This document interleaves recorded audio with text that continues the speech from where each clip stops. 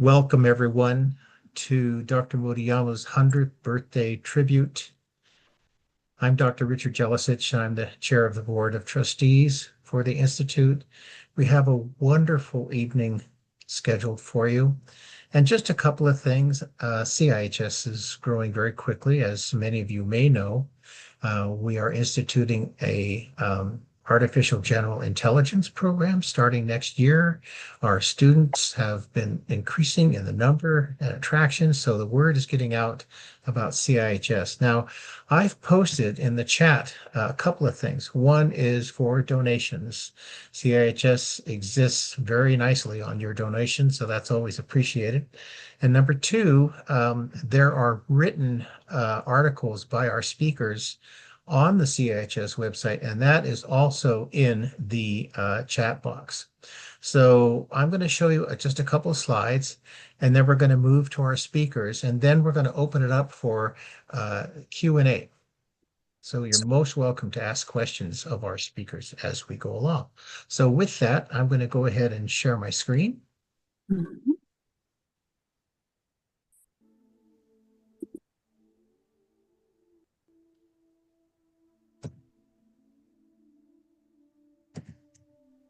I wanted to also tell you the 8 principles upon which CIHS is founded. I'm sure that many of you know these, but I wanted to start the energy by reiterating these principles. Mm. To promote a society which enhances the integration of science and religion, to understand human existence from the total perspective of body, mind, and spirit, to establish guiding principles for the citizens of the global society,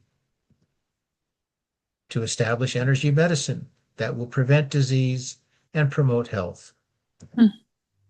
to elucidate the mechanism of the correlation between mind and body, and to actualize mental control Mm. over body and matter with a resulting better life. Mm. Just looking at my chat here.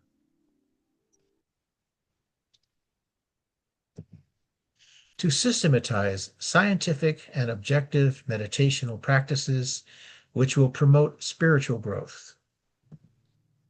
To establish a society that satisfies both the individuality, freedom and rights, and sociality, morality, and coexistence of human existence. To establish a creative science that researches the mind and soul as well as matter. And Dr. Mm. Motoyama was a realized yogi. And if you guys wouldn't mind going ahead and muting your microphones for just the presentation. Mm. He was an amazing individual. He was a philosopher, a researcher, a scientist, as I said, a realized yogi, someone who had awakened to a very high level of spiritual awareness, and a scholar as well.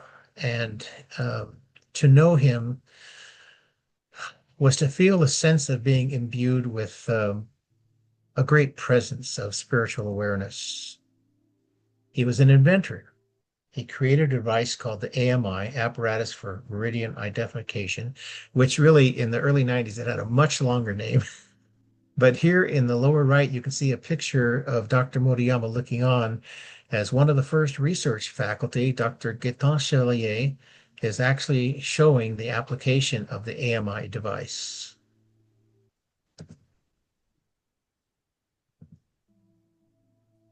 He gave many lectures at CIHS, and I had the honor of doing some of the lectures with him. And he had really great attendance, and people were just waiting to hear more. And sometimes he would infuse a little bit of his spiritual wisdom into the scientific scholarly lectures. He wrote many books. One of the most important is the one on the left, Being and the Logic of Interactive Function. It's probably known as his capstone work at synthesizing the body, mind, spirit, and the higher levels of realization. Varieties of mystical experiences, actually his own experiences in his spiritual awakening. A really great book on the chakras is Awakening the Chakras and Emancipation. Motoyama Meridian exercises for key practice. And this is just a few of the many books and articles that he's written. Karma Reincarnation is definitely a book that everybody should have on their bookshelf. Measurements of Key Energy, Diagnosis and Treatment, Religion and Humanity for a Global Society, and also another book that should be on your bookshelf is Toward a Superconsciousness. He was also an artist. And the reason I show you this is that there was so much depth to Dr. Motoyama's wisdom and awareness. This is a watercolor that he drew, that he painted, that is hanging in the Tamamitsu Jinja, which is the shrine where he was the head priest in Tokyo, Japan. And the images down at the very, very bottom are, as Misato Kashiwakura told me, that's us. And these beings on the higher levels are apparently beings that he had either encountered or knew of that were in higher levels of awareness. And the being at the top is, I believe, what he would consider to be God. We had a recent graduation, and look at the happy faces on these graduates. These are five doctoral graduates, and we also had five master's graduates at the September 2025 graduation ceremony. This is a picture of the 1998 inauguration of the phase one, which is the building you're looking at, which is interesting too, because when Dr. Murayama was working with the architect who actually wrote an article for this tribute, his name is Hiru Kurano. Um, this was an angular looking building, and phase two was to create the building next to this one, which was a more circular building. So we had both angles and circularity. But look at all the people there in the picture, even Bill Tiller and others seated next to Dr. Motoyama. Um, this is a newsletter of 1999 from CIHS that talked about the phase two being inaugurated. Just to give you an idea,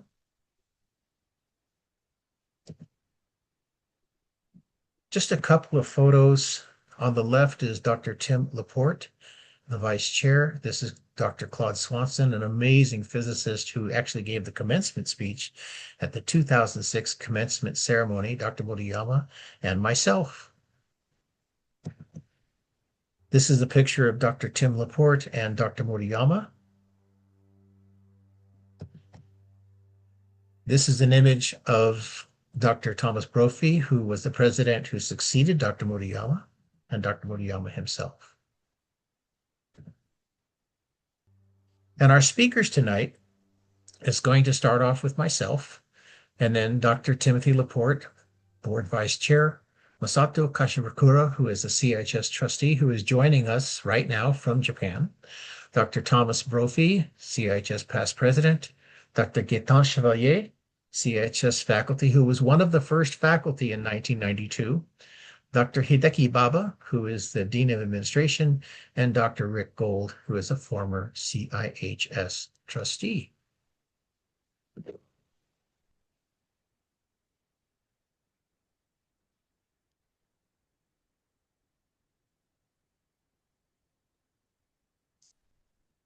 Thank you, Rick. You're welcome. So that should show me when I'm speaking, I hope. But for some reason it's not. I'll have to go to gallery view, I suppose. So let me just start out by saying I have grown a lot with CIHS over the years. And what Dr. Motoyama had told me at one time, he actually saw CIHS in a vision in 1972. And it came into physical reality 20 years later. So to Dr. Motoyama, he had this amazing ability to observe future and past events as if they were in the now. It's a very advanced way of looking at things. But in early 1992, around April, I guess, I was living in central San Diego, and I had this extremely strong intuition to move up to Encinitas, which is about 20 miles north of San Diego. And there's a small part of Encinitas called Leucadia. a sleepy little beach town with the train tracks and the Pacific Coast Highway running right next to it. And the apartment I had was on a street called Vulcan. So in April of 1992, I moved. And in August of 1992, the local newspaper came out with an ad that says CIHS offering degrees in psychology and in human science. And I knew instantly that was why I moved. I didn't know why, but then I did. And it turns out that at that time, CIHS was located on Vulcan Avenue, the same street. So Dr. Motoyama was there at the time, and he interviewed me. So I say this in a very heartfelt and straightforward way. I started out by saying, I have no money and no job, but I want to go to your school. So, so, so we went through the interview, and about 10 minutes into it, I looked at him and I said, besides, you were my father 5 lifetimes ago. Now, Dr. Motoyama had a very thick Japanese accent. He actually spoke English and German and Japanese. And after I said, you were my father 5 lifetimes ago, he looks at me and he nods his head and he goes, oh, I know. So, so dad, quote unquote, gave me a double scholarship so that I could afford to attend and take classes. And in 1992, in September, there were 3 students, myself and 2 others, and 3 faculty. And one of the 3 faculty is one of our speakers tonight, Dr. Gaetan Chevalier. So I can't wait to hear what he has to say. So that started a journey for me. And I remember being a student and walking down the hall with Dr. Motoyama, and he looks at me and he says, you get the PhD, you come back here and teach. So in 2004, after I got my degree, I wrote to him in Japan asking for permission to apply. It's very Japanese not to just apply, but to ask for permission to apply. So he said, yes, of course. So I applied. And in 2004, I became the adjunct faculty. Then in 2005, Dean of Administration. Then in 2006, I was the first member of the Board of Trustees who was an American, not the Japanese. So Dad was moving me along very quickly. So the progress by which I was learning, Dr. Motoyama, more than any other spiritual teacher, has truly affected my life in many ways. Outside of CIHS, I'm an energy medicine practitioner, but also a teacher of integrative chakra therapy, and I have many students and many graduates. 2006, I went to visit Dr. Motoyama in Japan to pray, to meditate, to do ceremony. And the last day I was there, he was a little bit stern with me because I thought, was he asking me not to teach energy medicine anymore? And actually what he was saying was to advance the students in what he calls the safety way. So anybody who's listening to me who is one of my students or graduates in integrative chakra therapy, they hear this term all the time. What is the safety way? And they all are required to read karma and reincarnation. So from that moment on, I've been very, very careful because the spiritual growth, as Dr. Motoyama has said, is something that needs to be done in the safety way, or one rung of the ladder at a time. Particularly with the existence and the advancement of CIHS, because we are one of the only accredited universities on the planet whose tagline is Mind, Body, Spirit. We want to cultivate these 8 principles in a way that helps people to grow in their awareness in this safety way, one step at a time. And it's not the easiest thing because we're living in a culture that has a certain rapidity by which we want things to happen. And just like a fruit tree, the fruit comes when it's ready. So I have come to know and love Dr. Motoyama very much and have had other conversations with him as time went by. As you know, he passed in September 19th of 2015. But his legacy is important to promote to people that never met him. In 2018, as board chair, I went to the Jinja in Japan and met with the board of the Jinja, and they wanted to know how I was going to continue the legacy of Dr. Motoyama. So we agreed to create a course called Motoyama Philosophy and Practice, which I've taught, I think, 4 times now, to help people to understand that Dr. Motoyama wasn't creating a religion. He was creating a circumstance by which people could grow in a spiritual way that would then help people to see things more as they are than as they appear to be, and not be too invested only in the material aspect of this dimension, but to have that higher order of consciousness. So if you have any desire to know more about Motoyama philosophy and practice, I'm more than happy to share. So I've taken enough of your time. There's so many stories.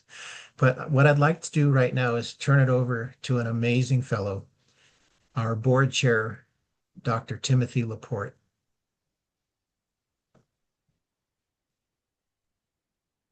I'm going to try to do speaker Yes. view if I Yeah, can. Rick, you're the board chair. I'm the vice chair. What did I say? It sounded like you said board chair. Oh, vice chair. Yes. Surprise! Surprise! Right. Thank you. Um, okay, I do have a presentation I can try to share quickly. I'm not going to go through the whole thing, but let's see. Can you all see that? Yes. Is it like a good size? Yes. Mm-hmm. Okay, great. Okay, this is just to give a quick kind of overview of Dr. Motoyama for those of you who may not be so aware. Um, there's definitely not time to go through this whole slideshow, but just to move through it quickly so you get a sense of who he was and what his background was. And who is Hiroshi Motoyama? Said a man who wears many hats. Um, he was the head priest of Tamamitsu Jinja, a Shinto-based religious community in Tokyo. The founder and president of CIHS, of course. Graduate School and Research Center in Encinitas. A meditation master, a mystic, and a spiritual mentor to many, many people, mostly in Japan, but also all over the world as well. His books reach to the far corners of the world. They're still sold in regular old bookstores in India. You still walk in and find his books on the shelves. And he was really a pioneer of subtle energy and energy medicine research. This is a quote from Bill Tiller. We have some Cindy Reed is in attendance here. She is a board member of the Tiller Foundation. Bill Tiller, incidentally, was also a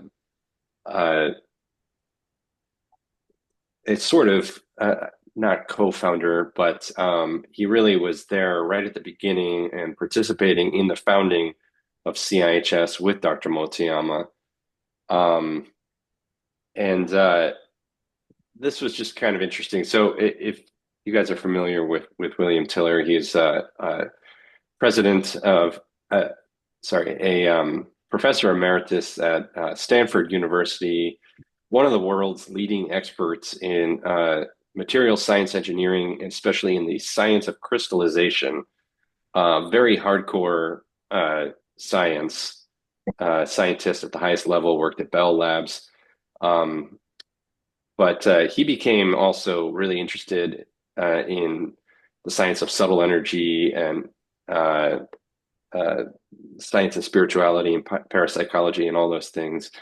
And Dr. Motoyama and Dr. Tiller became good friends many decades back. And this just kind of illustrates from someone who is really deeply read in the field of parapsychology and the emerging science of spirituality. This is how sort of how Bill thought of Dr. Motoyama's work. This is Bill's kind of way of thinking in general about the development of human thought. It says, a long, long time ago in human history, there were two accepted and compatible pathways to the acquisition of knowledge. They were called mythos and logos, with the former designating the human inner path of revelation and the later designating the human outer path of logic applied to external observations in nature. So this is the logos path, or the path of science. So you can see all these great scientists on here, going back all the way to the Greeks and up into modern times, through Schrodinger and Gell-Mann and Feynman, on and on. And this is the mythos path, the sort of spiritual illumination paths, starting with, again, Moses and Krishna and the oracles of Delphi and Buddha and Jesus, and but then moving more toward the 20th century, with Edgar Casey and Puthoff and Targ and Sheldrake, and moving forward, then I underlined Motoyama. So Bill thought he was an important thinker, an important development, someone who further developed our understanding, human understanding of spiritual development. But also, and oh, by the way, look at the other name next to it, on the other side, Krippner, Stanley Krippner is in attendance today. Great to see you, Dr. Krippner. Dr. Krippner also was a participant, yes, was also a participant in the founding of CIHS and was on the CIHS board in the early years. We're grateful for your work in contributing to CIHS, and grateful to your work in illuminating humanity through your research as well. Yes, and so just some brief background. I won't go through all this in great detail, but Dr. Motoyama was born on this day, December 15th, 1925, 100 years ago, on Shodoshima, which is an island in the Seto Inland Sea in southern Japan. He had a sort of difficult upbringing with his parents. They divorced when he was young. And his mother, Seiko Yoshima, became an early follower of another woman on the island of Shodoshima, Kinyue Motoyama, who later became Dr. Motoyama's adopted mother. That's where the Motoyama name comes from. She was the founder of Tamamitsu Jinja. In 1932, Kinyue Motoyama had a powerful mystical experience that included a vision of Japan's defeat in the upcoming Second World War. So, years before it actually took place, this manifestation of God came down through her, saying, I am Amatsukami Tamamitsu Okami. Tama represents spirit, king of the universe, and the round heart of compassion. Mitsu means light, divinity, and wisdom. It is a name that I provide you so that you might address me, although no name or rank is necessary for God. Yes, in 5 years there will be a great war that will create mass confusion in the world as if the sky were falling. I have come here to help people all over the world. From now on, be my agent, and I will assist you in saving the people of the world. Pray to God and deepen your inner wisdom. Save the people who come to you and work for world peace. So this was Kinyue Motoyama who received this vision in 1932 originally. And so she, through her mystical experiences and mediumship experiences with Tamamitsu Okami, she received revelations and directions from God to perform purification practices all across Japan. And this is very much steeped in the traditional Japanese spirituality and religiosity, that is Shinto. So she would do climbing sacred mountains and extensive prayer ceremonies, traveling to different parts of Japan to do purification rituals and prayer. And often they would bring Dr. Motoyama's mother and little Hiroshi starting when he was like 6 years old.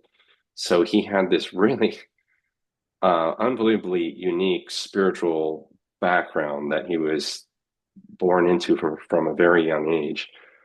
And they even included him in traditional Shinto spiritual practices, including Taki-gyo, which is standing under cascading waterfalls and doing prayer, climbing sacred mountains, praying at forest shrines.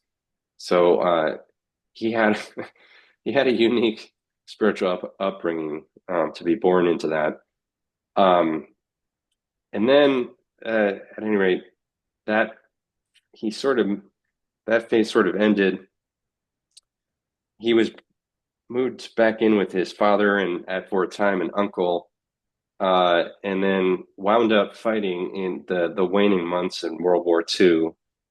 Dr. Motoyama had a half brother who was killed tragically in the war, and he had his first really deep mystical experience coming out of that experience in the war, praying that his brother might go to heaven.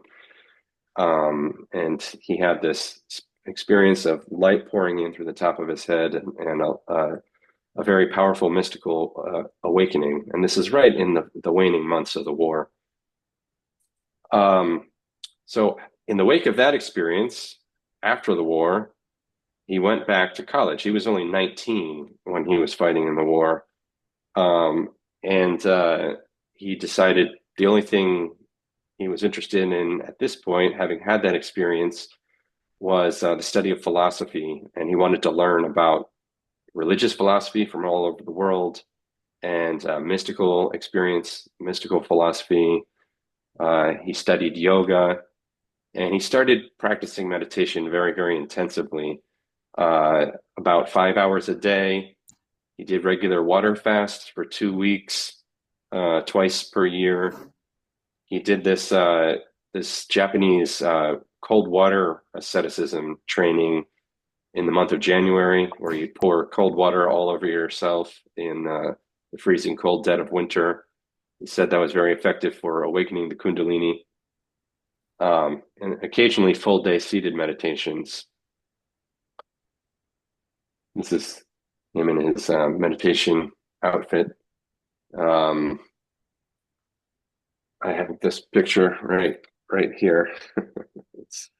It's on my altar at home.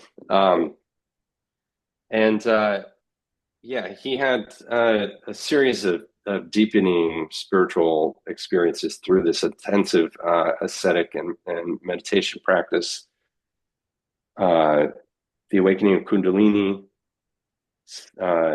psychic abilities has expanded and stabilized.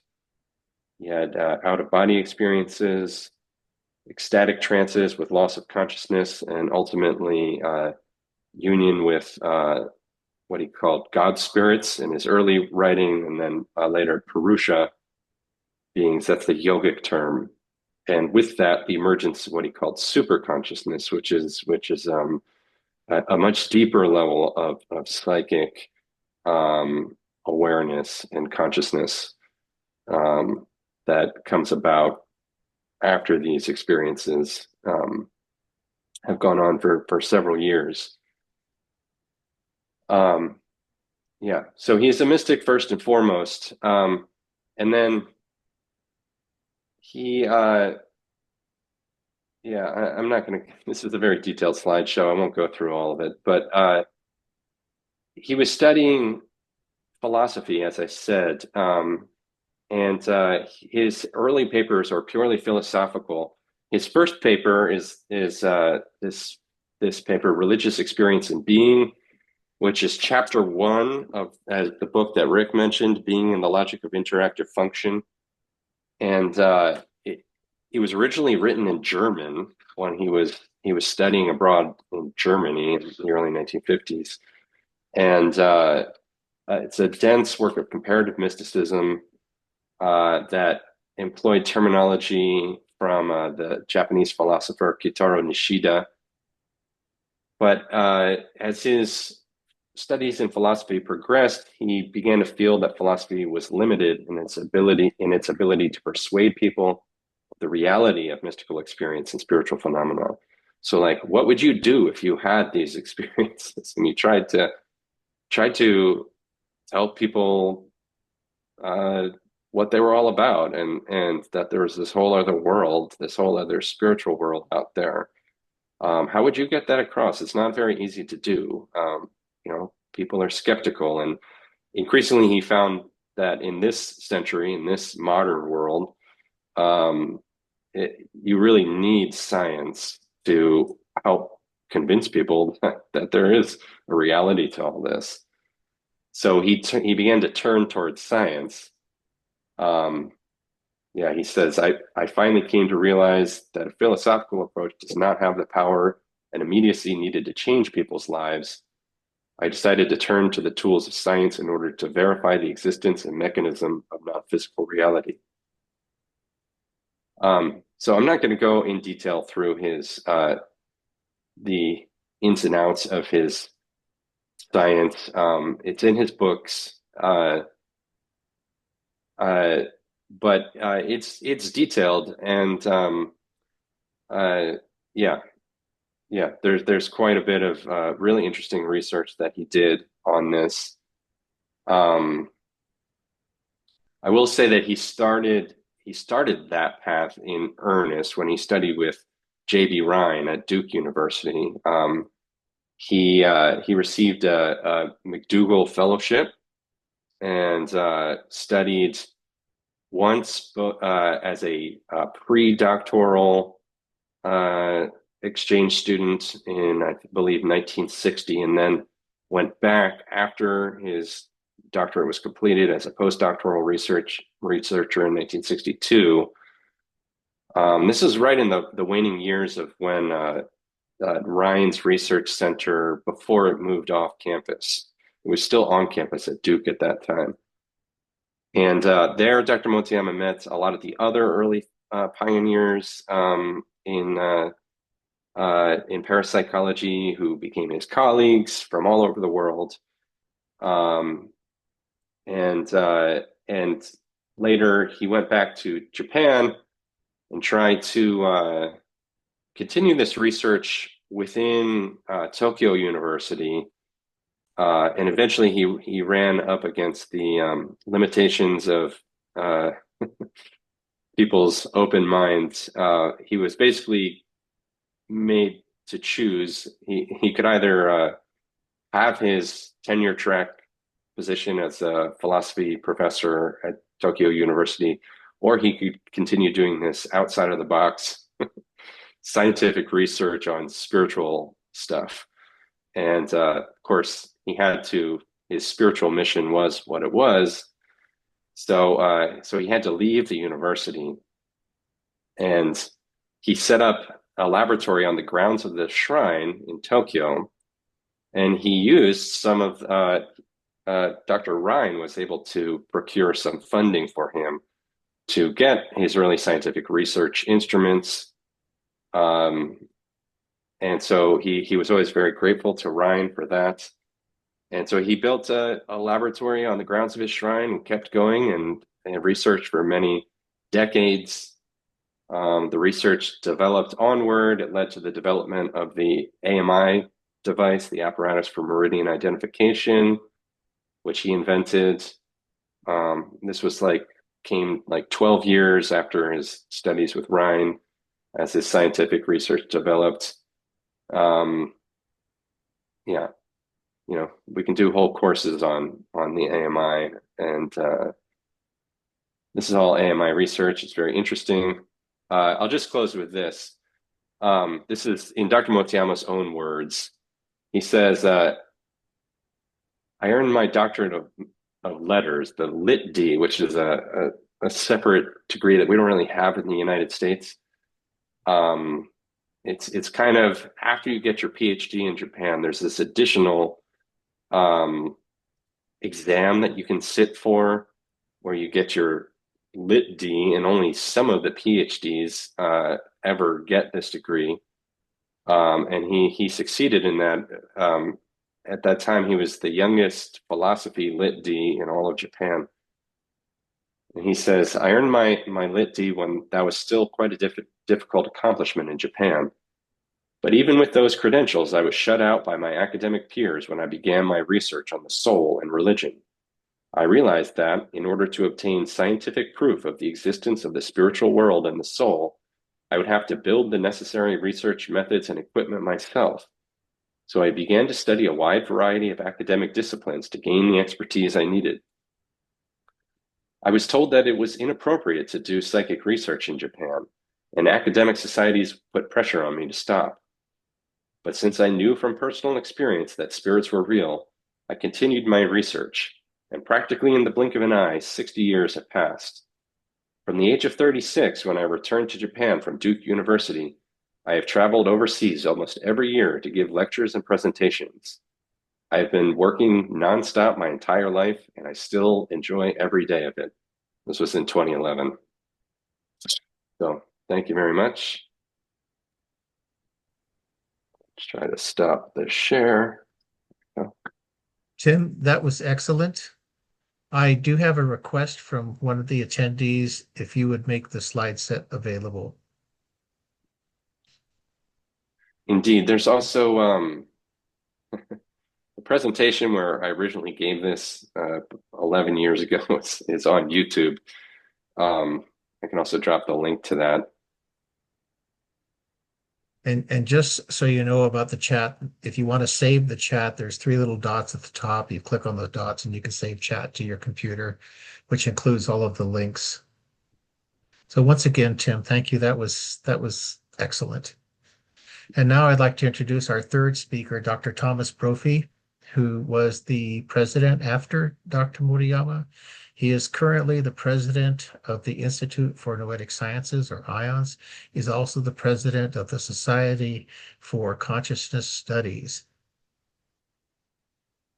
Thank you, Rick. Hi, everybody. It's great to see you here. Good to see you, Stanley Krippner, and everyone. Always, whenever Dr. Motoyama is around, it seems like there's extraordinary people around too. And I think he's with us here today. So I'm going to focus my brief comments on the theme of continually learning from Dr. Hiroshi Motoyama, from Sensei, as everybody calls him.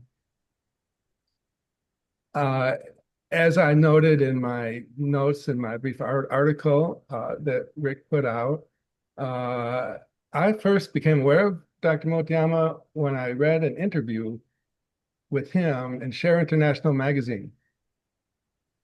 And what I realized in reading what he had to say there was that he was already there in his approach to what I was trying to do in drafting a book that I was writing that later became published, a book called The Mechanism, Demands, and Mysticism, with a nice blurb on it by Sensei Hiroshi Motoyama, and a blurb by Stanley Krippner on that book. Thank you. And back in, so that was in about 93, when I read that interview with Hiroshi Motoyama in Share International magazine. And I was struggling with this, how to articulate this problem of how consciousness interacts with the material world. And that's what I was set out to write about, and struggling with it and thinking I was making progress on it. And then I read that interview with Motoyama and I realized he was there already. And so I wrote him a letter thanking him for that interview. And then he invited me to come and visit him if I had a chance in Japan, and I did, and I was able to. And then he invited me to be to a month-long visit, basically, on what he called, his institute called the Motoyama Bentov Fellowship, named after his friend, the physicist Itzhak Bentov, who wrote the famous book, Stalking the Wild Pendulum. And that book about how chaos theory combined with quantum mechanics, the collapse of the wave function process and quantum mechanics combined with deterministic chaos theory and the physical world is the key to opening our understanding of how the physical world can interact with the non-physical world of consciousness and mind. And that was another symbol of how Motoyama was there already. And and how I continually keep learning from him. And he invited me to CHS first in 1997 to be Dean of Administration. At that time, he would be here, be there on campus at CHS in California for 4 months a year. So I had a lot of time, working closely with him, and it was really extraordinary times, really wonderful, extraordinary, and a bit rocky of times, of course. Not long after I started in the job, for instance, at the end of the day, one day we were having one afternoon, we were having just a brief check-in chat, and he told me he had just done earlier that day, that afternoon, an exorcism in his office on campus. And I was kind of uptight about those things at that time. And being dean of administration and responsible for things like insurance, and I was kind of like, oh my gosh. But I continually started to learn that, well, that's okay for somebody of that ability to do things like that on campus. And it's not dangerous. It's not going to damage our students.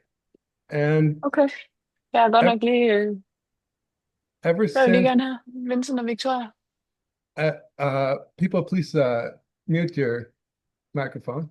And so I was regularly surprised ever since I started interacting with Dr. Motoyama, all the time, and in a good way. And he was always finding out new things about him and his life and his influence in the world and people he interacted with, very significant.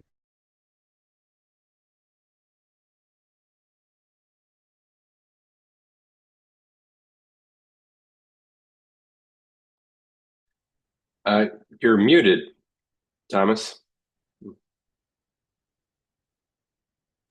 Okay, am I back? Yes. How long was I muted? Yes, but for about 5 seconds.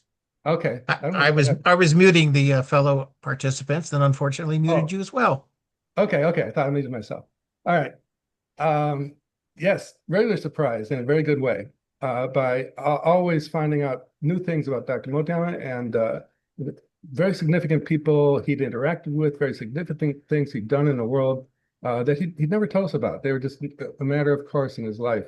And I'm sure there are still things that we'll continue to find out about him as we go forward.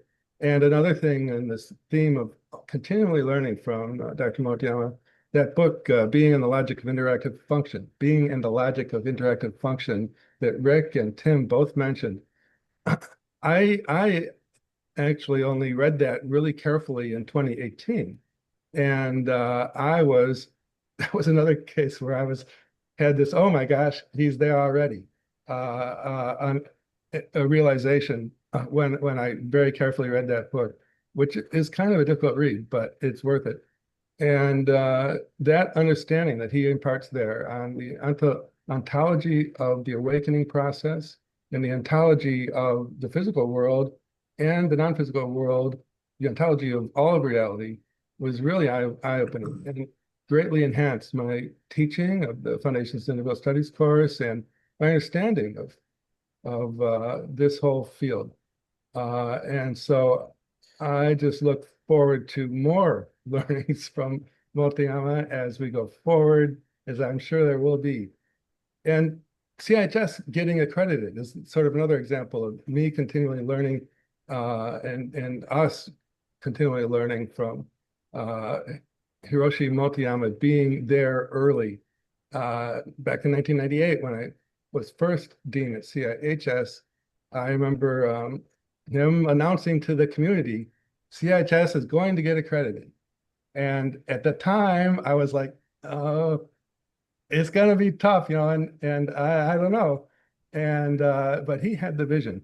And then starting really very firmly in 2016, CHS plugged along according to Motoyama's vision and actually got accredited in 2021. So I think institutionally we kind of learned from him his vision, who was there first. Not Today, not just became accredited, but you led the entire force to become successfully accredited in July of 2021. That was a well, tremendous effort, Thomas.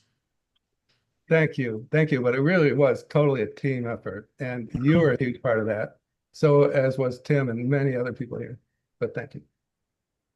And today, with what is going on in the world with UAP disclosure developments, uh, and my work now at IONS, which was founded by astronaut Edgar Mitchell, the sixth man to walk on the moon, I've very recently, deepened my understanding of this UAP phenomenon. And I remember back in 1998 discussions with Hiroshi Motoyama about this, private discussions, the friendly chat at his house, and me bringing up the question of the UAP phenomenon. We didn't have the term UAP back then, but about aliens. And he said something like, just casually, "Oh yeah, they come and visit me sometime, but don't tell anybody. People aren't ready to know that yet." uh, so the memory of that, that and I didn't tell anybody, but the memory of that helped support, like, when I was president of CHS, I really supported bringing Shawnee's Byrne-Hargens on, and CHS engaging with the Exo Studies program, which we house now in CHS in Integral Noetic Sciences program.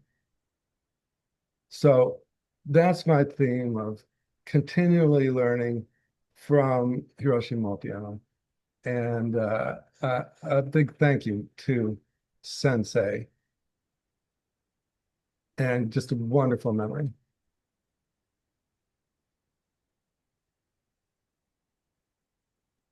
Thomas, thank you so much. What a delight. Okay, well, I will invite our next speaker. This is Masato Kashiwakura. He is a trustee of CIHS coming to us live from Tokyo. Can you hear me? Yes. Yeah, thank you, Rick-san. Yeah, I'm Masato from Tokyo, Japan, and thank you very much for this special event. And I'm so happy and so honored to be part of this event. Can you see this? Yes. Anyway, happy 100th birthday, Dr. Motoyama. Dr. Motoyama, he protected and guided our family, and he always showered pure love upon my wife, me, as well as our two daughters. Even now, I truly feel that this still continues. I first met with him 35 years ago, and the encounter was deeply striking. Although he was an enlightened person, he was also profoundly human. After my first assignment in US, I had returned to Japan in 1990 and encountered Dr. Hiroshi Motoyama. I read his books and attended his lectures, which were quite shocking to me. He said casually, if someone attained enlightenment while eating meat, and someone else attained enlightenment without eating meat, which one do you think is greater? That was his question. The fact that there was someone who could say such things so matter-of-factly was itself quite astonishing. And because I heard it at my very first lecture, the memory remains vivid and even now. Tomorrow, we are going to Mexico to eat delicious lobster. Why don't you join us? He invited us in this way when my family visited his residence in Encinitas. And so we accompanied him to Mexico the next day. This was back in summer 1999, the year after we began our second assignment in US. He had asked us to attend the CIH's graduation ceremony as a family. At some point, we realized we had taken a long time, but he simply said, let's have some tea, and called for a break. While we worried that we had not yet made it only halfway and were already far behind the schedule, he looked out over the scenery with complete ease and said, you have to learn to enjoy whatever happens. And I felt this several times today. Same thing. You have to enjoy whatever happens. After several more hours of driving, we arrived at the coastal village in Mexico. These lobsters here are truly excellent, he said, with delight. But we decided to do some sightseeing. Along the shore were many logs, and when large waves crashed in, seawater would shoot up through holes in the rocks like a natural geyser. He gazed down into one such blowhole intently. I stood with him for a while, but he did not move at all. The rest of the group went ahead to other sites and later returned, only to find him still in exactly the same posture, looking down into the rock. He must have stayed there for 20 or 30 minutes without the slightest move. The lobster was indeed delicious. He ordered 2 and ate them all with great enjoyment. But what impressed me most that day was his unwavering attitude, his determination to observe deeply and seek the truth, no matter where he was. It was a memorable day trip, and we were very grateful for the wonderful lobster he treated us to. Dr. Motoyama sought to integrate religion and science. To that end, he established a shrine in Japan and a graduate school in US. Over the course of his lifetime, Dr. Motoyama made only 2 requests of me, one of which was that I serve as a member of the board of directors of CIHS.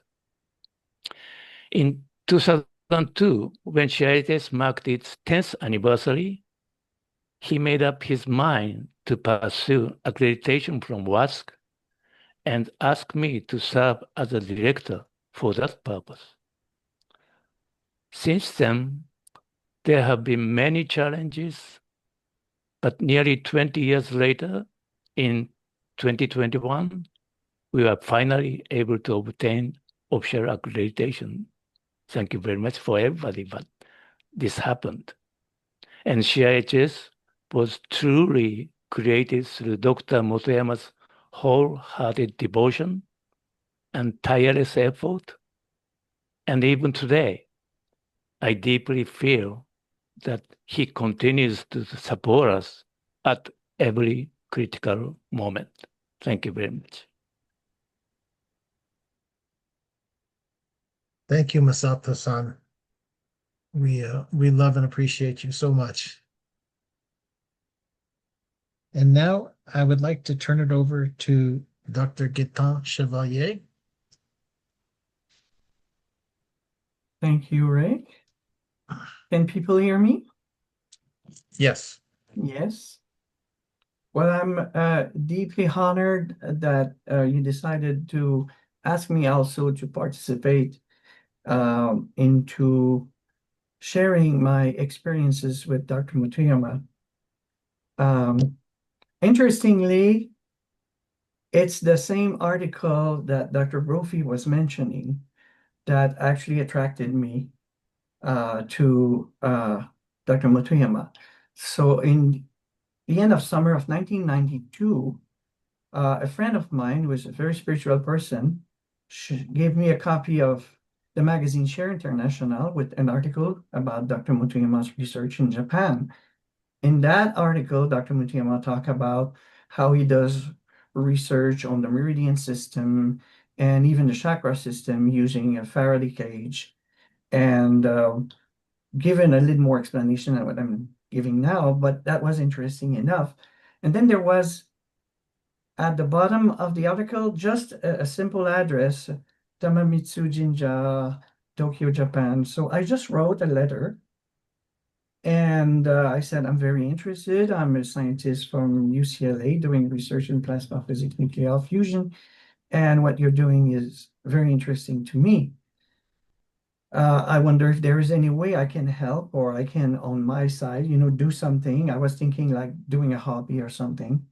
And then I got very quickly a letter answer from Dr. Ichikawa, who is managing lots of the at the time was managing lots of the thing at the Tamamitsu temple.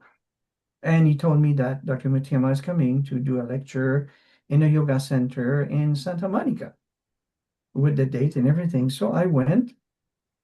It was very small. There was maybe, I don't know, maybe 12, 15 people at most. And I listened intently to Dr. Motoyama. Like Richard was saying, his English was not that easy to understand. I didn't know at the time that there was a mixture of German and Japanese.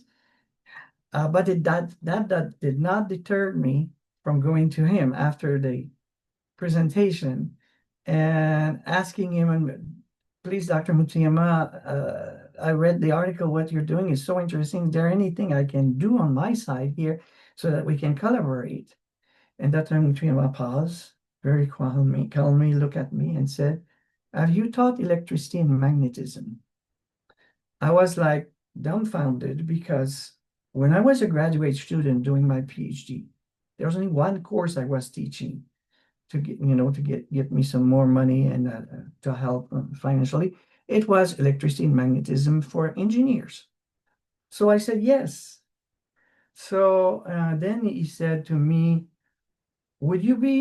I'm just starting a school in San Diego County in Encinitas. Would you be willing to teach the basic of electricity and magnetism to my students because they need to understand these principles to understand my machines? I said, yes. The only thing is I'm at UCLA in Los Angeles. I might be able to come on the Saturdays. And he said, yeah, that would be fine. So please make arrangements with Dr. Livison, who was the Dean of Administration at the time. So I went and talked to Dr. Livison and started teaching in the fall of 1992. So I was teaching at the facility on Vulcan Avenue, like Richard was saying, right on the corner of Vulcan and E Street on this southeast corner. And so I came there. I had 3 students. 2 students were a couple, Dan Lobash and Jerry Benner, who were a couple acupuncturists, and a third student who was actually Richard Jalusic. So yes, so that I didn't know at the time it was the only 3 students. So I was driving every Saturday from Los Angeles, 2-hour drive to come to Encinitas, teach the course. And I've done that for some time in the summer of 1993. Dr. Motoyama sent me a letter saying, I'm offering you a full-time position at the California Institute for Human Science as a faculty member. And it was like, wow, I had a big decision to make them. I was in mainstream science doing research in plasma physics and nuclear fusion at UCLA. And then I come, he's asking me to do the research that I really interested in doing, but was considered at the time, very out fringe, woo-woo science and everything. There was actually no scientists, or very little scientists who would, or even doctors, MDs who would be interested at the time. But I decided to said, this is my future. I know that's what I have to do. So I said, yes, I came down and I became full-time staff in the fall of 1993. At the time, there were 3 board members, Dr. Stanley Krippner, Dr. Brenda, who was a MD, specialist in pain, and Dr. Bill Tiller. These were the 3 board members at the time. And so I continued teaching, and sometime, I don't know what happened. I understood everything that Dr. Motoyama was saying. And when we moved to the new building, was moving in January 1996, the first building was built. I started to, and Dr. Motoyama, those days were like Dr. Rufi was saying, spending many months. So I get really close to Dr. Motoyama. And he asked me to be present at all of his teachings so that make sure that everybody understand everything that he's saying. If there was any issues, I was there to Dr. Motoyama would turn towards me, and then I would explain what Dr. Motoyama just said. And some people, after doing that for some time, people said, "Oh, it's like you're like a father and son team." We had the telepathic communication. I understand exactly what he wanted to say. I traveled with Dr. Motoyama when he was going some places. Where I was going with him, I drove his car places he was going. So I learned so much from Dr. Motoyama. And also, since I was he named me the director of the laboratory, so I was doing a lot of research, on the AMI, doing a lot of measurements. I learned directly from Dr. Motoyama how to do AMI measurements, what the machine is. I learned, of course, his books. But also we had moments that were candid moments. One moment, we were talking about different things. One time he told me about that at the end of the Second War, World War II, he was chosen, and it was supposed to be an honor to drive a torpedo that would go right into a boat, an American boat, but basically being a kamikaze. So he was slated to do that, he said, but he became really ill with, I don't know what kind of illness, but he became really ill. And so he didn't go. And then the World War II ended, and then his life was spared. So that was, I have many stories also, Dr. Motoyama doing amazing healing. I think this one I will share because it's so extraordinary. So we had this lady, would just say her first name. Her name is Linda, who took the course on the AMI at the California Institute for Human Science, and then went back home, and which was in the region of Albuquerque, New Mexico. So I received at some point a phone call from her saying, "I'm feeling very sick. I have arrhythmia, and I have stress and things, and I don't know what to do." So I received a call from Dr. Motoyama. He was calling from time to time to see how things were going at CIHS. And I said, "Well, Linda, just talk to me." And she said she's very sick. She's worried about her heart condition and she has no energy. And I just want to share that with you. Dr. Motoyama listened and he said, "Please call her back." tell her that tomorrow at 9 a.m. her time, I will go there. She needs to lay down and I will work on her. I was like, okay, wow. So I called her back and I said, please, tomorrow, I got a message for you. Because Dr. Motoyama knew her very well because actually we went to her place. Dr. Motoyama, Mrs. Motoyama, we drove to her place in Albuquerque, New Mexico. We spent some days with her. It was very, I don't know, open to do some travel, like that was pretty surprising that would suddenly, he had this like uh, Richard saying and Dr. Brophy has always this understanding about the importance of what he's doing that we don't understand, but he did this trip, so we went there. Anyway, when I called her back and I told her, Dr. Mutuyama said tomorrow at 9 a.m., please lay down. He's going to work on you. So she said, okay. So the next day, so I couldn't wait at 9 a.m. Remember, it was 9 a.m. I watched the time in New Mexico, it was different. And I gave about an hour or two and I called her back. And I said, okay, did you have a healing from Dr. Mutuyama? She said, yes. She said, I was sitting on a chair. And at some point, I felt like I should lay down. So I laid down. And I felt pressure on my chest. It's like something was pushing energy down and up and clearing out my energy. And then I had a whiplash, some years ago, and I felt the energy working on my spine. And then she said, now I'm standing and I'm feeling really good. It's excellent. So please thank Dr. Mutiyama for me.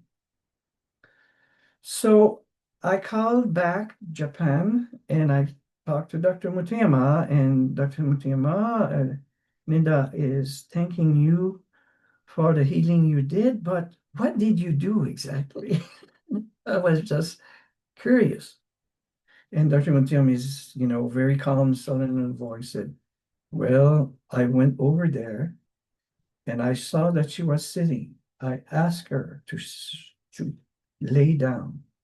After she lay down, I saw that there were dark energy on her body. I pushed the energy on both sides and I clear up her energy. And then after that, there was some work that needed to be done on the spines. I worked on her spine. I was like, holy cow. I mean, it's so extraordinary. I'm still saying that. And I'm just like, it's a story that I invented. No, it happened exactly what I'm saying. So I had the opportunity to be part of other healing that Dr. Mutima, or sometimes he would interview some people or be interviewed. So I've been for a long time very, very close, and I learned a lot, so much about Dr. Mutima and what the human abilities are, and all the stuff that the things that I learned from him is absolutely amazing, and I'm still learning. So thank you. I have many more stories, but I thought that this would give a good idea of what kind of person Dr. Machima was. Thank you. Thank you, Dr. Chevalier. That certainly whets our appetite. And Dr. Murayama said one time, he looked at us students and he said, all of you will develop superpowers. And then he said something on the order of just get over it as soon as possible because it's still a fascination with the material dimension. Yeah, that's how he was, yes. Yeah. And so next I would like to invite Dr. Hideki Baba, who is the CIHS Dean of Administration. Hi everyone. My name is Hideki. I am a registrar and then Dean of Administrations in the CIHS. as many of other, Getan Chevalier, Thomas team and Richard, Rick Jersic explained, talked about it. I have so many memories of Dr. Motoyama's. First I met with him was 1999 after I graduated from Temple University in the East Coast. The reason why I knew him was I was studying with Dr. Shigenori Nagatomo in Temple University in Religion and Philosophy Department.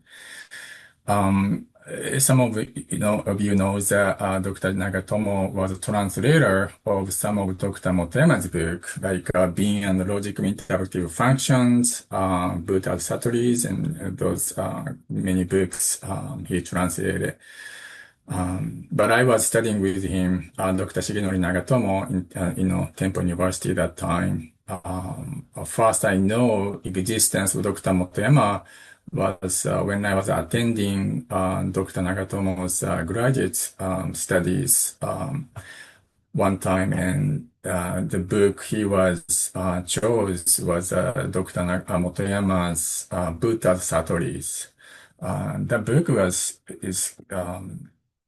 is completely different from what I learned from the Buddhist philosophy in my college. So I was impressed, but I didn't know that time that Dr. Motoyama has a school in Encinitas. So my planning was to go to University of Hawaii, studying in comparative philosophy in Eastern Western cultures. That's where the Dr. Nagatomo received a PhD. So I want to go there and study the same area of Dr. Nagatomo's. But it's unfortunately, or I don't know, it's fortunately, my application to University of Hawaii was declined. So I went to Dr. Nagatomo and, just telling him that, hey, my application to University of Hawaii was declined, is denied. So, and then Dr. Nagatomo said, well, why don't you go to Dr. Motoyama's graduate school? It's in California. And then that's great. So I packed everything and put my stuff on my U-Haul, and then I just, left Philadelphia to the California to attend CIHS. That was 99. And first class I took for Dr. Motoyama was Karma and Reincarnation. That's a 499. So, some break, I went to Dr. Motoyama and just introduced myself. My name is Hideki. I'm from Temple University. I came here because Dr. Nagatomo, advised me or, recommended to me to come here. So, and then first things, Dr. Motoyama said to me was that, studying religions without having faith in God is meaningless. That's what he said to me. That's something I wasn't expected to hear that because that's kind of he welcome me or welcome me. I didn't know that time, so it's kind of puzzle. But still, I'm thinking about that he's saying is let me thinking that what is a faith, what is a religion, what's how human being is growing with faith. But so I became it took time to be a couple years. About a year later, I went to Dr. Motoyama. I really like to know what you mean by that. And I was thinking, and I became the member of his shrine. That's 2000. So, and then still been searching for what is um, but um, um, I'm sorry, I'm kind of losing my what I'm talking about. But anyway, and then I kind of became his personal because I've always been with him all the time. And then some incidents that I became his personal assistant was he said he wants to go to Idlewild Wild, which is about what 2 hours northwest of from San Diego. That time he can drive. He could drive that time. So he driving and his wife is there and then his son was there too. So he was driving his car and then me and the other students that time driving. Her car is I driving her car. So we went to the Idly Wild in the 2 cars. But some point her car, my friend's car was broken down and then it have to be stopped there. But Dr. Motema wants to go to Idle Wild, so he asked me to drive his car. So I driving his car and to go to Idle Wild. But that time we didn't have a GPS or some mobile phone, so I have to memorize all the map and then direction to the Idle Wild. But I'm pretty good at it. So he thinks that, oh, okay, this guy is pretty good at driving and read a map and he doesn't go, if, Baba is not getting lost anywhere in the US. So, and that's how he thinks, okay, ask Baba when, he wanna go. So then, I always be with him, every time, Mrs. Motema call me, weekdays, hey, Dr. Motema, go to here and can you go? And then, of course, I can go and I will be with him. Um, that's how he told me so many things. One event I cannot forget about was that was 2000 I think 3 or 4. I have to have a surgery in a growing area because I had a hernia in a growing area. So that was a summer, and then Dr. Motoyama was here. So um, I went to Dr. Motema about hernia, and I need to get surgery. But I try to schedule after you leave the United States because I have to be with him and I have to take care of his days in, staying in California. I have to take him to the airport and, lots of luggage and stuff. So I told him I scheduled my surgery after you leave. And then he said, no, do it now. Before I leave, you have to get surgery. But I told him, I don't know, I could do that because it's, scheduling the surgery it's not easy. But, he said, call the hospital. So I just, called the hospital. I need to, when I can, earliest surgery. And then, hospital said, well, next week is open. So I scheduled it for it and I went to Dr. Motoyama and, this is the day I'm going to get surgery. So I got surgery. Dr. Motoyama is still here. And then a couple of days later, after surgery, he called me, how are you? And, I was kind of still in pain. And then he said, well, I need to go shopping, so I'm gonna stop by at your house. Where do you live? And so I said, oh, okay, this address. So I couldn't believe he could come to my place because at that time I'm living in a small studio by myself after surgery. So it's my house. My room is messy. It's my clothes and everywhere. So I'm kind of embarrassed, but he came and then And then he said, well, you lie down there. And then he just put my hands on my, surgery area. And then he said, wow, that's cold. It's so cold. And then he did some healing energy for, I forgot how many minutes, but a couple minutes or 5 minutes. And it was so warm. I was so appreciate. And then,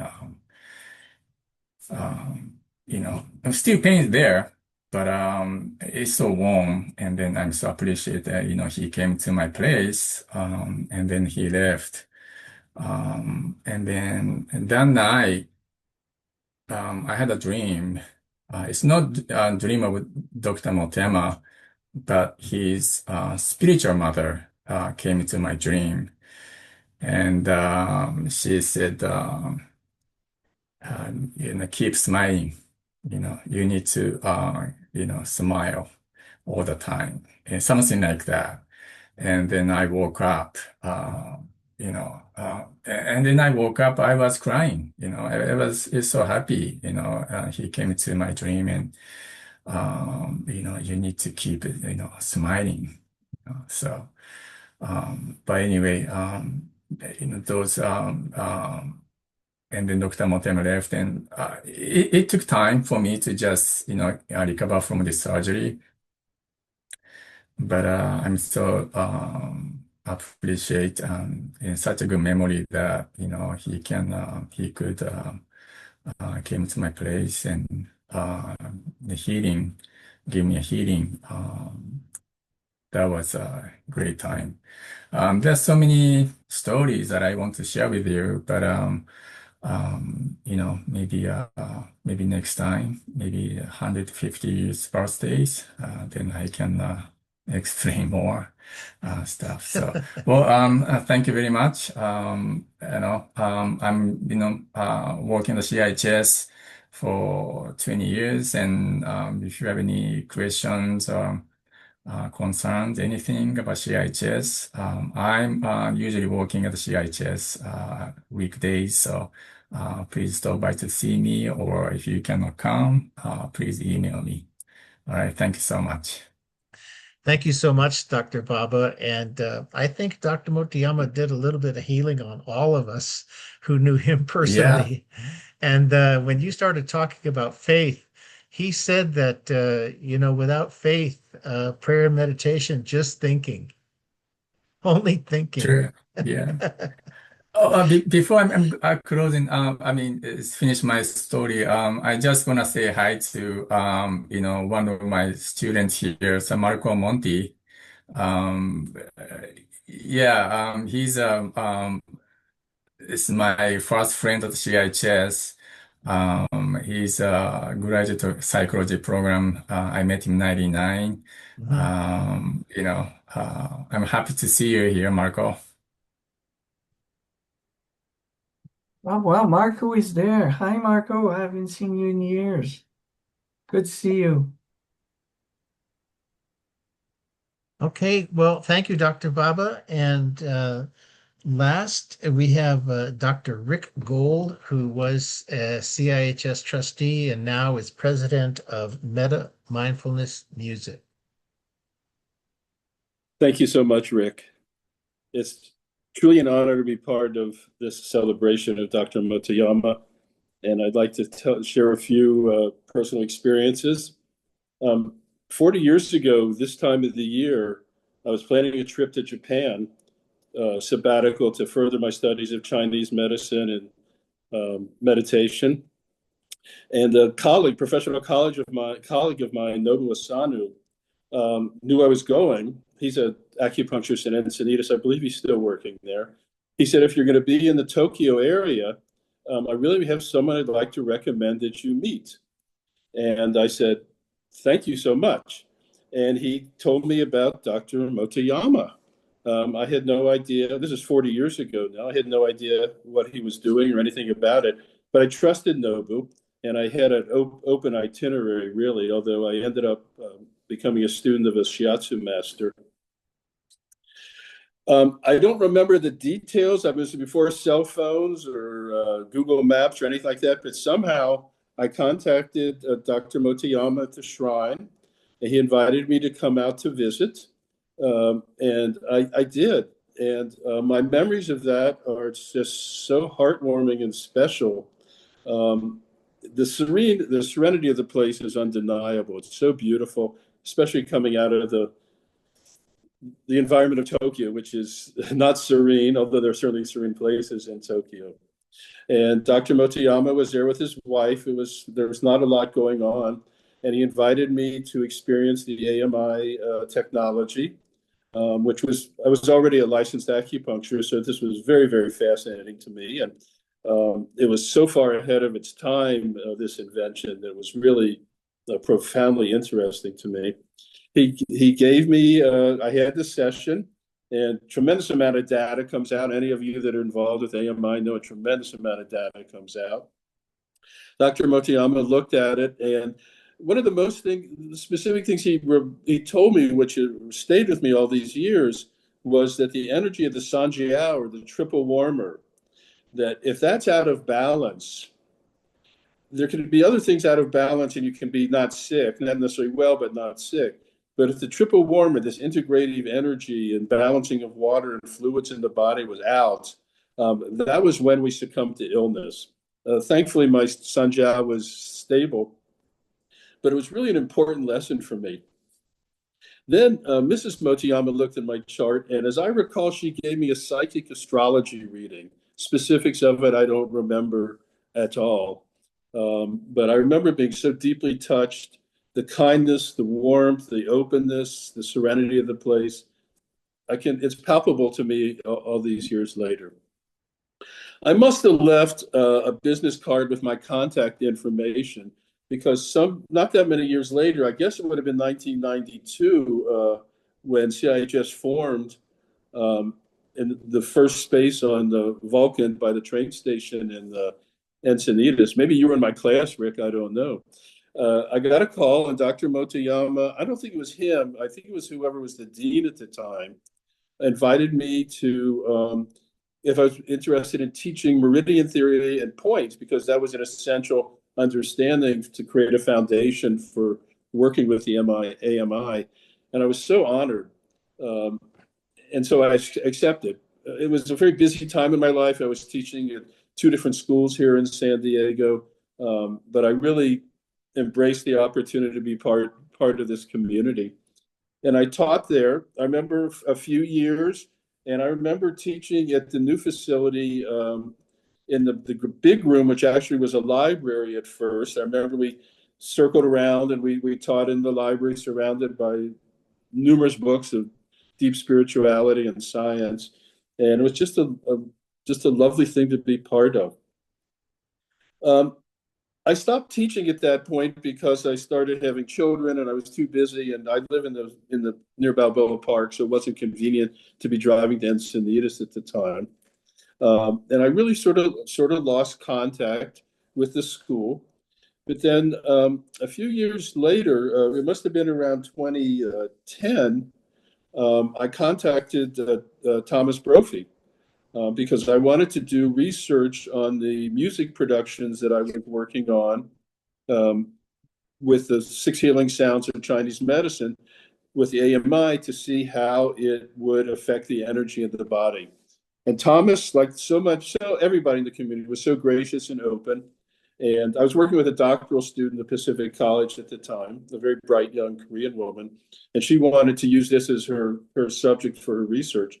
So I reconnected to the school, and through that, and we conducted the research. It was very fascinating, and right around that time also, Thomas said, we are going to be applying for WASC accreditation, a regional accreditation, and the school needs a public board.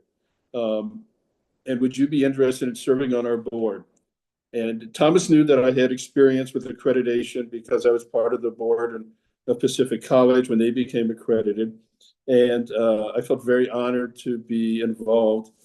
And I served on the board then for 7 years. And as was mentioned earlier, with Thomas's leadership and your leadership, Rick, and the gang that we were at the time, we learned as we went along. We got to the finish line and got regional accreditation. I believe out of the chute, we got 6 years accreditation, which is somewhat unheard of. I met Masato at that time and Guji, Dr. Motoyama's son. And it was a time of celebration, a time of hard work, and a time of accomplishment. And I'm so glad that I got to be part of that. I'd like to just add a few more things. I imagine people are a little weary now of hearing all this, but I'd like to add a few things. One thing is, I must have been around 1994.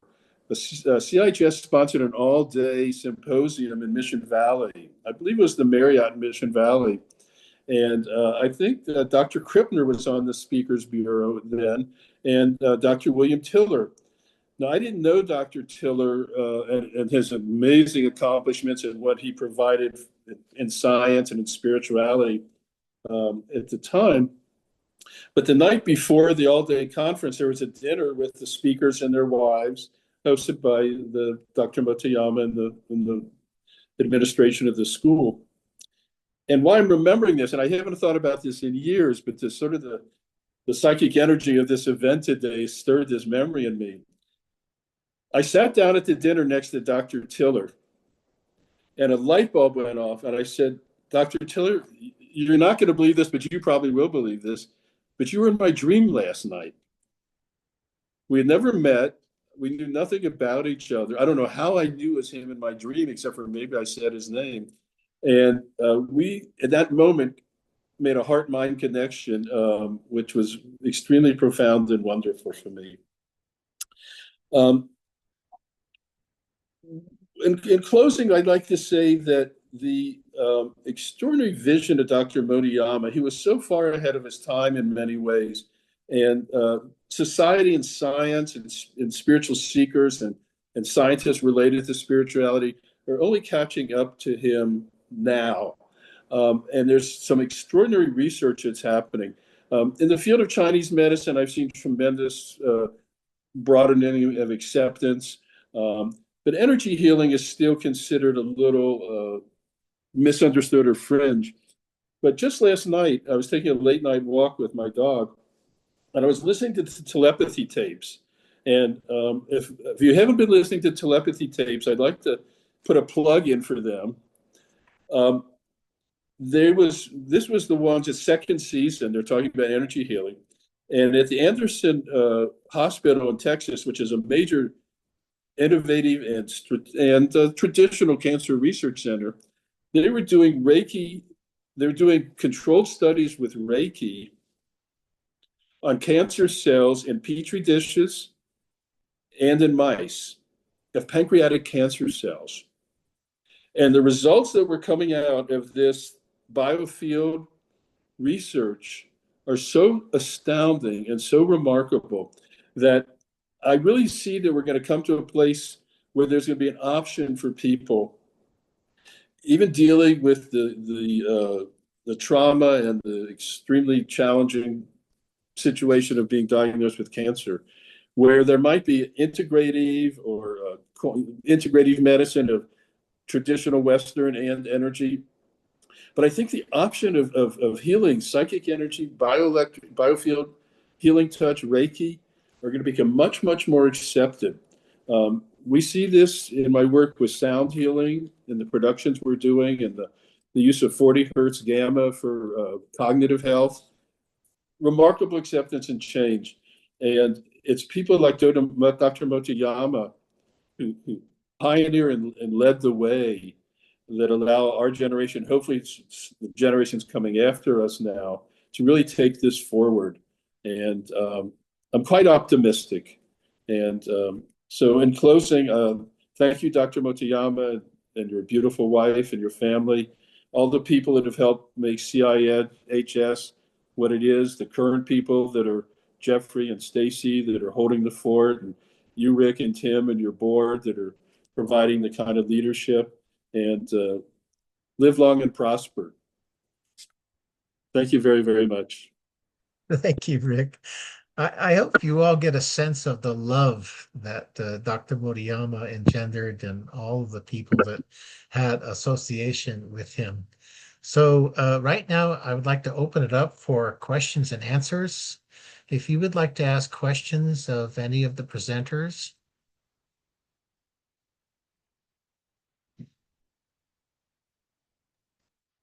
Yeah, I would love to ask about the AMI. Is that a class that would be in person or virtual?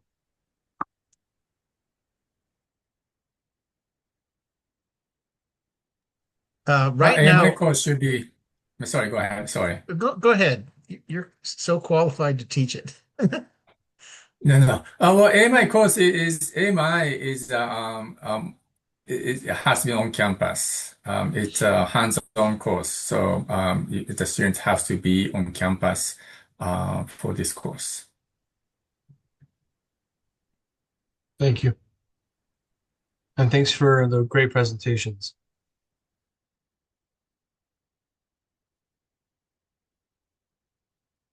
Any other questions for our panel? They all gave such interesting and great revelatory information about their work with Dr. Motoyama and his inspirations.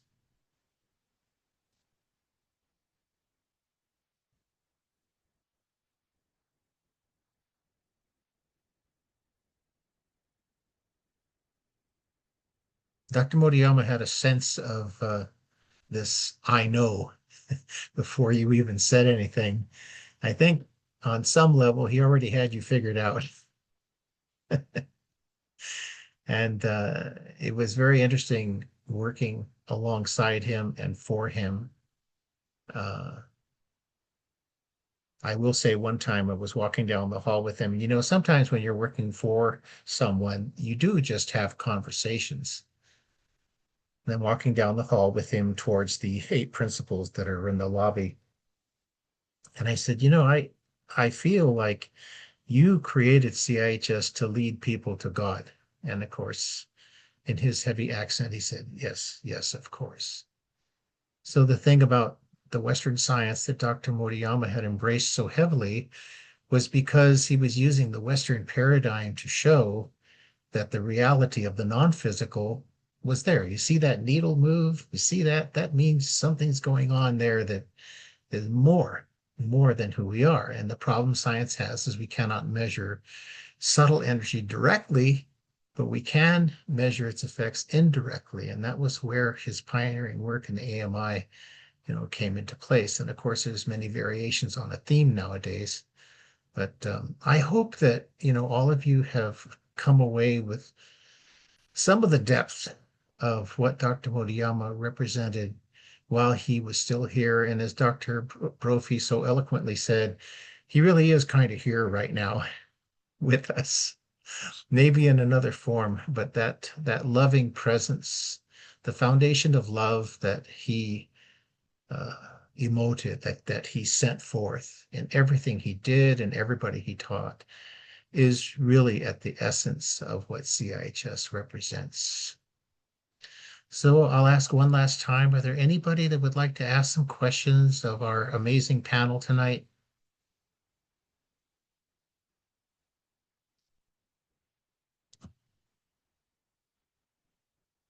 Okay, well, a couple of things. I'm going to put once again in the chat the links for donations and for the written articles that are on the founder's message of the page of the CIHS website. You can go to that and read much more than was presented tonight, so I encourage you to do so. And our website, of course, is cihs.edu. And I'm going to ask our latest and newest board member, Ann Elliott, is there anything I left out? No, I was just going to say thank you to all the people who worked behind the scenes to pull this off in, what was it, like 2 weeks or 10 days or something. I just want to shout out to Katina, who's a student who is in a square in front of me. because the genesis for this was actually something she said in a student affairs committee about the students would like to know more about Dr. Motoyama's past and history and who he was as a person, and who better to tell that than the 5 or 6 people who just did. So thank you guys for contributing tonight. All right, and this is being recorded, and we will be sending that link out. I think if I could just hop in before we close it all down. Thank you so much, Anne and Rick. I just since this is a CIHS event, I do want to just leave with a sense of say something about the spiritual significance of CIHS, and I think you get a sense that this was a really remarkable person, right? I mean, you've heard only just the tiniest smatterings of stories. I still hear stories from people, that I've never heard before. Uh, he was just kind of exuding really amazing spiritual energy and just human connection as well. But in terms of CIHS and why did he found CIHS? Why did he go through all this trouble to build this place in the United States? He had a religious view, a spiritual view from his higher spiritual enlightened being that said that the way that humanity is going, that there's an opportunity to build what he called the harmonious global society. So a truly global, just, sustainable world. And his view was that one of the critical pieces that's missing right now, that we can't get to that next level of human development without a kind of not a religious understanding of the spiritual world, but without a universalized and scientific understanding of the spiritual. And he went through all the trouble and through all the blood, sweat, and tears and money that was poured into this place over decades, to ensure that this seed that was planted would help to grow into and flourish into the thing that would lead that transition. And I just want to quote from the very end of his book, Karma and Reincarnation. This is an old version, where, yeah, so he's talking about, he says, I believe that the evolution of a globally oriented religio-philosophical system will be supported by both scientific inquiry and transcendent spiritual principles. It seems to me that such a system will need to incorporate 4 basic suppositions. And then I'll just read them. We've got just a couple minutes. Number 1, the absolute is void. It transcends and is free from all existence. Thus, it can create the universe. Second, karma and reincarnation are the organizing principles of existence. Third, the non-physical underlies the physical. Religion, or spirit, underlies science. Fourth, human liberation is to reunify with the absolute. Man can become God. And then he continues in the final paragraph. I expect that the forthcoming system of spiritual evolution will accept karma and reincarnation as a fact, and that its proponents will continue to explore the details of how these phenomena affect existence. I also think that the scientific research will increasingly verify the unified nature of existence, and in so doing will objectify the principles of reality in a way that will render them more readily acceptable to our materialistically oriented world. As science increasingly recognizes the non-physical basis of physical reality, the age-old split between scientific knowledge, subject-object dichotomy, and spiritual knowledge, subject-object unity, will at long last heal. Well, that's how he ends this book, Karma and Reincarnation, and that is why he went through all the trouble to build CIHS. And I think you can feel the energy in these stories. There's a real magic in this place. It's here for a purpose. And I'm so grateful that all of you are here with us tonight and are part of CIHS in various ways. And we look forward to continuing our journey, all of us, because we're all just working to push this vision that he started, you know, as far as it can go, and see what the universe has in store for it if we all participate in that way, do our part. Thank you, Tim. And if you're listening live or you're listening to this as a recording, you're doing so for a reason. I think we were all drawn here because of this amazing work. And please don't estimate the power of your own inner awakening. And with that, I'll say thank you so much to everyone. Have a blessed day, and we'll see you hopefully next time. Thank you, everybody. Good night. All right, good night. Good night, everyone.